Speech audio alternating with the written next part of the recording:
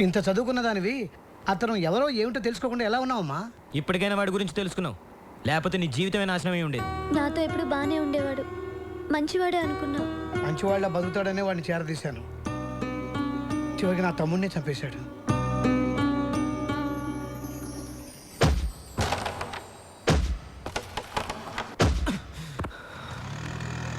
ఏంట్రా పొద్దున్న నుంచి అంజలి కిందకి రాలేదు?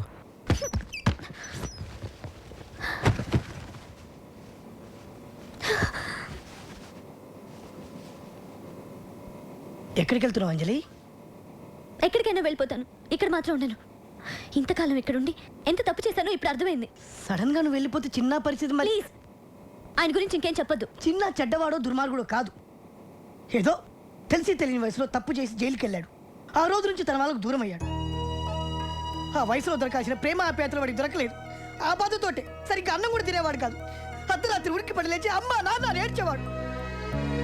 జైలు నుంచి రిలీజ్ అయ్యి ఇంటికి వెళ్తే అందరూ వాడిని బాధ పెట్టారు తప్ప ఏ ఒక్కరు వాడిని అర్థం చేసుకోలేదు. నువ్వు వచ్చాకే చాలా సంతోషంగా ఉంటున్నాడు. ఇవాళ నువ్వు వెళ్తూ వెళ్తూ వాడి సంతోషాన్ని నీతో పాటు తీసుకెళ్తున్నావు. ఇన్నాళ్ళుగా నువ్వు ఇక్కడ ఉన్నావు కదా, ఏనాడన్నా నీతో వాడు తప్పుగా ప్రవర్తించాడా? అంతెందుకు, ఏనాడన్నా నోరు జారాడా? చదువుకున్నదాన్ని నీకింతకన్నా ఎక్కువ చెప్పక్కర్లేదు, నువ్వే అర్థం చేసుకో. నిన్న వాడు గొడవ పెట్టుకుంది నీకోసమే.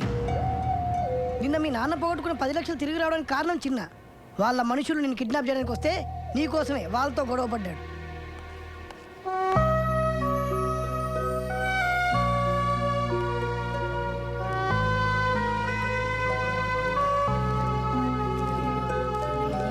జంప్ జంప్ జంప్ జంప్ అమ్మ జంప్, అందరు జంప్ రే.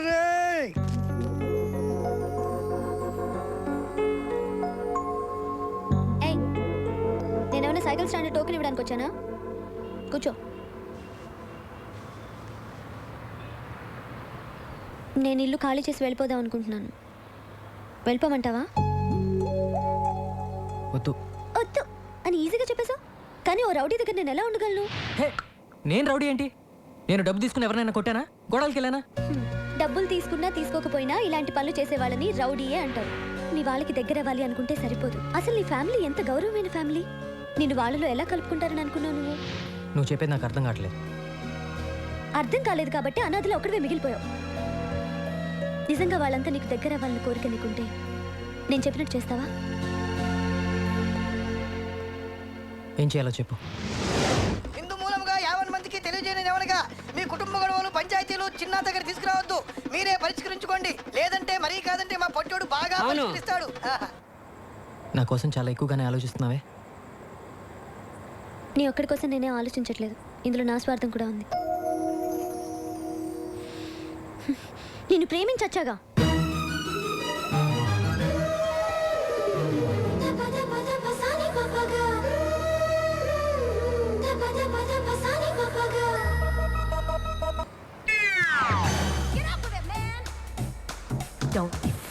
సార్ సార్ 32 రూపాయలు సార్. ఇచ్చేది నేను కాదు, మీరు ఇవ్వాలి. ఏంటి ఈ బంగారంలో డబ్బులు అడుగుతున్నావా? అయితే నీ మెళ్ళో చైనీస్ ఇచ్చాయి.